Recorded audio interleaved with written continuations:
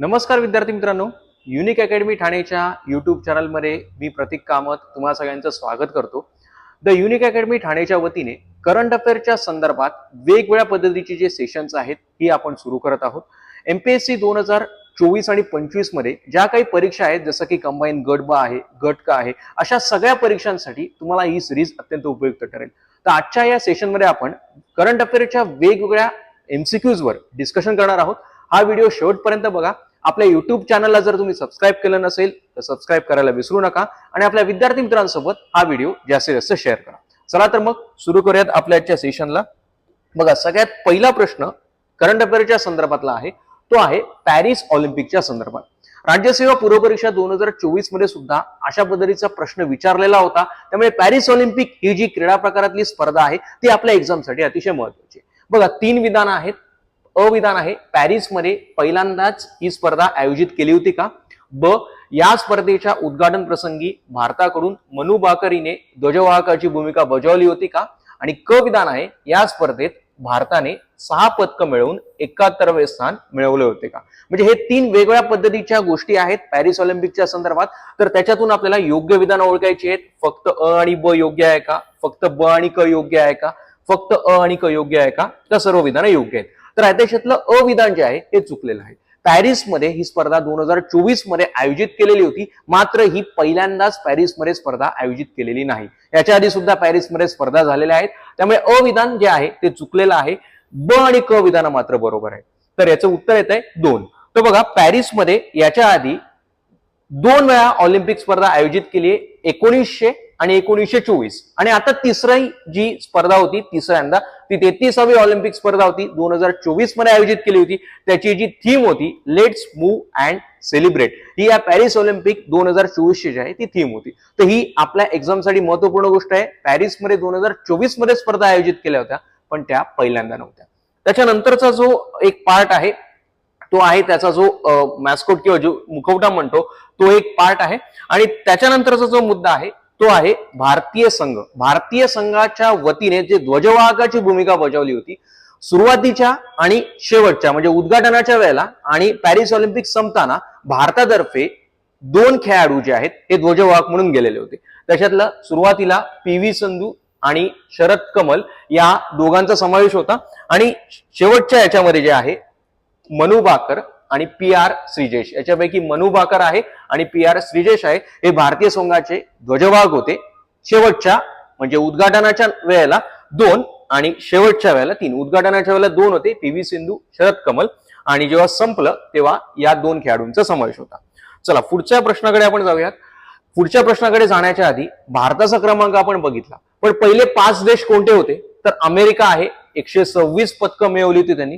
चीन आहे 91 पदकं, जपान आहे 45 पदकं, ऑस्ट्रेलिया आहे 53 पदकं आणि फ्रान्स आहे 64 पदकं. म्हणजे पॅरिस ऑलिम्पिक मध्ये पहिले 5 देश होते आणि भारताचा क्रमांक आपण बघितलेला आहे जो 71वा आहे.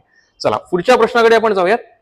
पुढचा प्रश्न जो आहे नोबेल पुरस्काराच्या संदर्भात आहे. अतिशय महत्वाचा पुरस्कार आहे हा. विज्ञान तंत्रज्ञान क्षेत्रातला अतिशय प्रतिष्ठेचा पुरस्कार मानला जातो. तर नोबेल पुरस्कार 2024च्या संदर्भात योग्य विधानं ओळखायची. त्यातलं अविधान आहे बघा, जॉन हॉपफिल्ड यांना मायक्रो आरएनएच्या शोधाच्या संदर्भात वैद्यक शास्त्रामधील नोबेल पारितोषिक प्राप्त झालेलं होतं. आणि डेव्हिड बेकर यांना रसायनशास्त्र क्षेत्रातील नोबेल पारितोषिक जे आहे ते प्राप्त झालेलं होतं. तर याचे पर्याय दिलेले आहेत, फक्त अ, फक्त ब, दोन्ही योग्य, दोन्ही अयोग्य. नोबेल क्षेत्रामध्ये जे आहेत हे वेगवेगळे पुरस्कार जे दिले जातात, त्याच्यातलं भौतिक शास्त्र म्हणजे फिजिक्स मधलं जे पुरस्कार आहेत ते 2 व्यक्तींना मिळालेत, जॉन हॉपफिल्ड आणि जेफ्री हिंटन यांना. आणि यांना जे पारितोषिक मिळालेलं आहे किंवा पुरस्कार मिळालेला आहे ते आर्टिफिशियल न्यूरल नेटवर्कच्या संदर्भात मिळालेलं आहे. म्हणजे इथे जे आपण जो प्रश्न घेतलेला आहे की जॉन हॉपफिल्ड यांना मायक्रो आरएनए संदर्भात वैद्यक शास्त्रामधलं त्याच्यातला नोबेल मिळालेला आहे का? तर नाही. जॉन हॉपफिल्ड यांना फिजिक्स मधलं मिळालेलं आहे. त्यामुळे अविधान चुकलेलं आहे बघा. आणि त्याच्यानंतर जे आहे ही जी नावं आहेत रसायनशास्त्रामधलं, डेव्हिड बेकर, जॉन जम्पर यांना कम्प्युटेशनल प्रोटीन डिझाईन याच्यासाठी पुरस्कार मिळालेला आहे. तर वैद्यकशास्त्रातलं, रसायनशास्त्रातलं आणि भौतिक शास्त्रातले असे 3 नोबेल पुरस्कार आपल्या एक्झामसाठी महत्वाचे आहेत. आणि वैद्यकशास्त्रामध्ये मायक्रो आरएनए साठी ज्यांना पुरस्कार मिळाला होता त्यांची नावं वेगळी आहेत, विक्टर अँब्रोज आणि गॅरी रोकुन. तर नोबेल पारितोषिक वैद्यकशास्त्र, भौतिकशास्त्र आणि रसायनशास्त्राच्या संदर्भात. चला पुढच्या प्रश्नाकडे आपण जाऊयात. पुढचा प्रश्न जो आहे, वेगवेगळ्या देशांच्या पुरस्कार असतात, सर्वोच्च नागरी पुरस्कार असतात. जसं आपला भारतरत्न आहे तसा companion of the order of Fiji हा फिजी या देशाचा सर्वोच्च पुरस्कार खालीलपैकी कोणत्या भारतीय व्यक्तीला प्राप्त झालेला आहे? द्रौपदी मुर्मू आहेत, नरेंद्र मोदी आहेत, एस जयशंकर आहेत का वरीलपैकी एकही नाही? आता झालंय असं, अलीकडच्या काळामध्ये बरेच देशांनी जे आहेत आपल्या पंतप्रधानांना त्यांच्या देशाच्या सर्वोच्च नागरी पुरस्काराने गौरवलेलं आहे. त्यामुळे आपल्याला असं वाटू शकतं याचं उत्तर 2 आहे, पण याचं उत्तर आहे 1, द्रौपदी मुर्मू.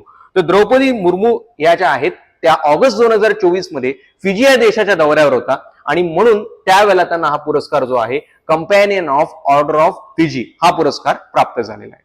चला पुढच्या प्रश्नाकडे आपण जाऊयात. पुढचा प्रश्न आहे युद्धाभ्यासाच्या संदर्भात. वेगवेगळ्या देशांसोबत भारताचं लष्कर, भारताचं नौदल, भारताचं हवाई दल युद्धाभ्यास आयोजित करत असतं. पण इथे पर्वत प्रहार हा जो युद्धाभ्यास आहे हा कोणी आयोजित केला होता त्याच्या संदर्भातला प्रश्न आहे. आहे भारतीय लष्कराच्या युद्धाभ्यासाचे आयोजन केलेले होते. भारतीय लष्कराने या युद्धाभ्यासाचं आयोजन केलं होतं का? हा युद्धाभ्यास अरुणाचल प्रदेश येथे आयोजित केला होता का? पर्याय आहेत फक्त अयोग्य, फक्त ब योग्य, दोन्ही योग्य, दोन्ही अयोग्य. आता याचं उत्तर येईल 1. मी जसं म्हटलं, हा फक्त आणि फक्त भारतीय लष्कराने युद्धाभ्यास आयोजित केला होता. चीनच्या सीमेवर हा युद्धाभ्यास जरूर आयोजित केला होता. उद्या समजा चीनने आक्रमण केलं तर युद्ध सज्जता कशी आहे ते बघण्यासाठी, एकंदरीत तयारीत राहण्यासाठी म्हणून या युद्धाभ्यासाचं आयोजन केलं होतं. मात्र हा युद्धाभ्यास अरुणाचल प्रदेशमध्ये नाही तर लडाखला आयोजित केलेला होता. तर पर्वत प्रहार म्हटल्यावर भारतीय लष्कर आणि जो युद्धाभ्यास आहे हा पार पडलेला आहे लडाख सीमेला, चीनच्याच सीमेला, पण अरुणाचल प्रदेश नाही, लडाखला. पुढचा जो प्रश्न आहे तो आहे थोडस प्रादेशिक चालू घडामोडी आपण म्हणूया त्याला, की कोणत्या राज्यामध्ये दक्षिण आशियातील सर्वात मोठ्या विमान प्रशिक्षण केंद्राचं उद्घाटन करण्यात आलेलं आहे? राजस्थान, महाराष्ट्र, आंध्र प्रदेश आणि गुजरात. तर याचं उत्तर येत आहे महाराष्ट्र. दक्षिण आशियामधलं सर्वात मोठं वैमानिकांसाठीचं प्रशिक्षण केंद्र जे आहे हे उभारण्यात येणार आहे. त्याचं काम चालू आहे, त्याला मंजुरी मिळालेली आहे. तर महाराष्ट्रामधलं अमरावती जे शहर आहे त्या अमरावतीमध्ये 2 संस्था इथे महत्वाच्या आहेत. महाराष्ट्र एअरपोर्ट डेव्हलपमेंट कंपनी आणि एअर इंडिया हे संयुक्तपणे, महाराष्ट्र एअरपोर्ट डेव्हलपमेंट कंपनी आणि एअर इंडिया संयुक्तपणे अमरावतीला 10 एकर जमिनीवर या नागरी विमान उड्डाण प्रशिक्षण केंद्राचं उद्घाटन करणार आहेत. याचं काम सध्या प्रगतीपथावर आहे आणि हे काम पूर्ण झाल्यानंतर संपूर्ण दक्षिण आशियामधील सर्वात मोठं वैमानिक प्रशिक्षण केंद्र असणार आहे. चला नेक्स्ट क्वेश्चन कडे जाऊयात आपण.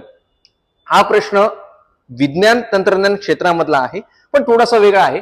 एका लसीचं नाव आहे R21 मॅट्रिक्स M. ही लस आहे, ही मलेरियावरील लस आहे. पण प्रश्न थोडासा वेगळा आहे. या लसीची चाचणी खालीलपैकी कोणत्या ठिकाणी नुकतीच घेण्यात आली? माली, आयव्हरी कोस्ट, घाना आणि नायजेरिया असे 4 पर्याय दिलेले आहेत. आता याचं उत्तर येत आहे आयव्हरी कोस्ट. पण या लसीचं महत्व काय आहे? आयव्हरी कोस्ट मध्ये पहिल्यांदा याची चाचणी घेतलेली आहे, ठीक आहे, पण आता याचं महत्व काय किंवा या संदर्भातल्या गोष्टी बघूयात. तर R21 मॅट्रिक्स M ही जी लस आहे आपल्या भारतीय संस्थेने तयार केलेली आहे. सेरम इन्स्टिट्यूट, ज्या कोविडसाठीच्या ज्या लसी आहेत त्या तयार करण्यात महत्वाचं योगदान होतं सेरम इन्स्टिट्यूटचं. तर सेरम इन्स्टिट्यूट आणि ऑक्सफर्ड विद्यापीठ यांनी संयुक्तपणे R21 मॅट्रिक्स M या लसीचं निर्मिती केलेली होती आणि आता याची चाचणी घेण्यात येत आहे. मलेरिया हा जो रोग आहे या रोगाचा प्रादुर्भाव आफ्रिका खंडामध्ये मोठ्या प्रमाणावर होतो आहे. या मलेरियामुळे होणारे मृत्यू आफ्रिकेमध्ये मोठ्या प्रमाणावर असतात आणि त्यामुळे ही लस घेतली तर त्याचं एक इफेक्टिव्हनेस किती असेल ते पडताळून बघायचं आहे. तर याची लस आफ्रिकेतली, या लसीची चाचणी आफ्रिकेतल्या आयव्हरी कोस्ट या देशामध्ये घेतली. तर R21 मॅट्रिक्स M आपल्या एक्झामसाठी अतिशय महत्वाचं आहे. कशावरची लस आहे तर ती मलेरियावरची लस आहे आणि सेरम इन्स्टिट्यूटनी ऑक्सफर्ड विद्यापीठाच्या मदतीने ही विकसित केलेली आहे. चला नेक्स्ट क्वेश्चन बघूयात आपण. आता हा जो क्वेश्चन आहे हा पुन्हा एकदा करंट अफेअरच्या संदर्भात आहे. संरक्षण क्षेत्रातल्या महत्वाच्या गोष्टींवर प्रश्न येतात. तर त्याच्यामध्ये हा एक भाग आहे की रशियन नेव्ही डे परेड, रशियाच्या नौदलाच्या स्थापना दिनानिमित्त एक परेड आयोजित केली होती. तर ती परेड सेंट पीटर्सबर्ग येथे आयोजित केली होती का? आणि जर ही आयोजित केलेली होती तर भारतीय नौदलाचा सहभाग होता का? येस होता. पण प्रश्न असा आहे की भारतीय नौदलाच्या वतीने INS तबर यांनी सहभाग घेतला होता का?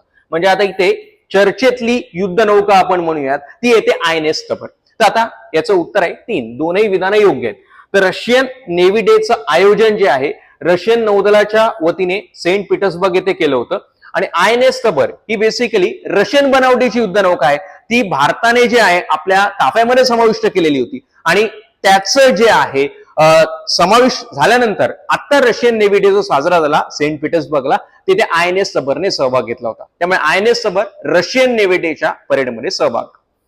नेक्स्ट आहे, आता हा प्रश्न आहे थोडासा वेगळा आहे, राष्ट्रपती भवनाच्या संदर्भात आहे. अलीकडच्या काळात संसद भवन असेल, राष्ट्रपती भवन असेल, या संदर्भात वेगवेगळे बदल झालेले आहेत आणि आत्ताच अलीकडेच MPSC राज्यसेवेच्या पूर्वपरीक्षेमध्ये नवीन संसद भवनाच्या संदर्भात प्रश्न होता. त्यामुळे येणाऱ्या परीक्षेमध्ये आपण अशा पद्धतीचे प्रश्न जे आहेत एक्सपेक्ट करू शकतो. बघा, राष्ट्रपती भवनात दरबार हॉलचं नामांतर अशोक मंडप असं केलेलं आहे का?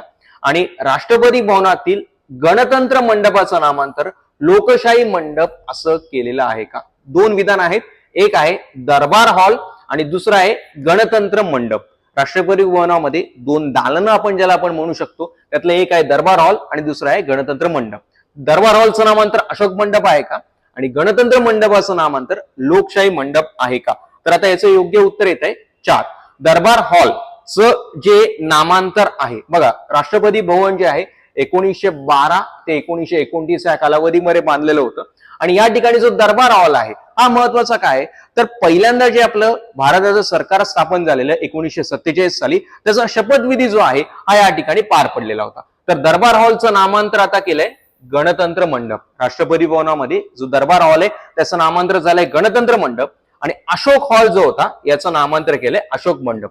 दोन्ही विधानं उलटी आपण टाकलेली आहेत. उत्तर येते त्याचं 4. दरबार हॉल काय येतोय? दरबार हॉल येतोय या ठिकाणी गणतंत्र मंडप आणि अशोक हॉल जो आहे हा झालाय अशोक मंडप. चला नेक्स्ट क्वेश्चन कडे जाऊयात आपण. आता युनेस्कोची जी आहे जागतिक वारसा स्थळ यादी प्रकाशित करत असते. जागतिक वारसा स्थळ यादी, वर्ल्ड हेरिटेज लिस्ट याला आपण जे म्हणतो, हे दरवर्षी युनेस्को प्रकाशित करते. प्रत्येक वेळेला भारतातून काही ना काही ठिकाणं या जागतिक वारसा स्थळ यादीमध्ये समाविष्ट होतात. जसं की चराईदेव मोईदम्स हे जे ठिकाण आहे हे आसाम मधलं आहे. चराईदेव मोईदम्स आसाम मधलं हे ठिकाण आहे. अहोम राजघराण्याच्या दफनभूमी येत्या, तर यांचा समावेश युनेस्कोने जागतिक वारसा स्थळ यादीमध्ये केलेला होता. पण आता जो प्रश्न आहे हा थोडासा वेगळा आहे. जागतिक वारसा स्थळ यादीमध्ये समावेश झालेल्या साडो गोल्ड माइन, एक खाण आहे साडो गोल्ड माइन, हिचा समावेश झालेला आहे जागतिक वारसा स्थळ यादीमध्ये. ती माइन किंवा ती खाण कोणत्या देशामधली आहे? जपान, दक्षिण कोरिया, चीन का फिलिपाईन्स? मी जसं म्हटलं जागतिक वारसा स्थळ यादी आंतरराष्ट्रीय स्तरावर महत्वाचे जेवढी स्थळ आहेत त्यांचा समावेश त्या यादीमध्ये केला जातो.